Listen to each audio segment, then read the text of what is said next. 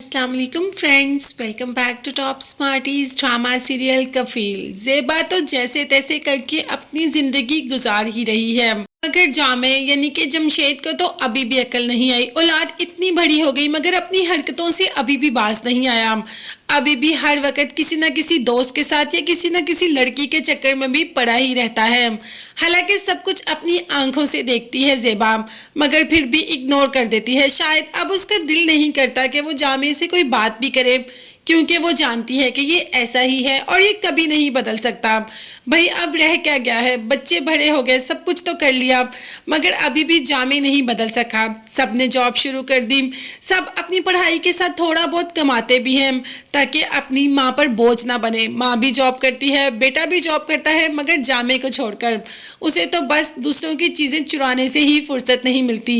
यहाँ पर बेटी जो कि थोड़ा बहुत कंटेंट क्रिएट करके पैसे जमा करती है, भाई वो अलग अपनी जॉब करता है, मगर बाप को तो फुर्सत ही नहीं। वो तो अपनी औलाद को भी नहीं छोड़ता, अपनी औलाद के भी पैसे ही ले लेता है। बेटी ने इतनी मेहनत करके पैसे कमाए और जब देखा तो बैग में पैसे ही नहीं थे। बेटी चाहती थी कि 8,000 रुपया पहली बार कमाया और अपनी माँ के हाथ में रखे, मगर जैसे ही बैग से पैसे निकालने लगी तो पैसे ही बैग में नहीं है।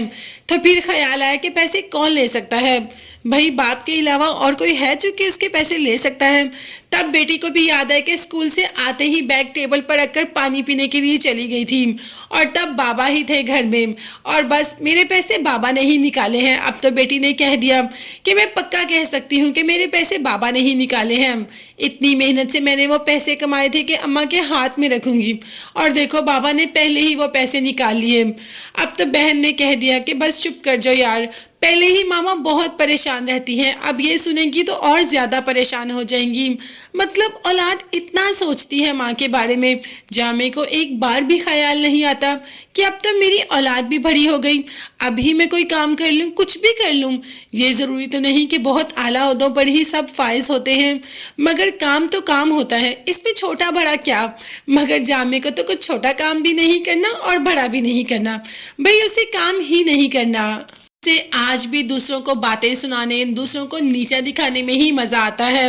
ज़ेबा तो अब थक गई है। एक दिन खुद ही जामे को कह दिया कि मुझे तो ये घर किसी जहन्नुम से कम नहीं लगता।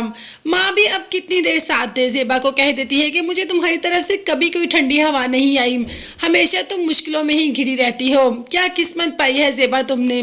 तो ज़ेबा माँ को कह देती है बेसाख्ता कि ये किस्मत भी मेरे लिए आपने ही लिखी।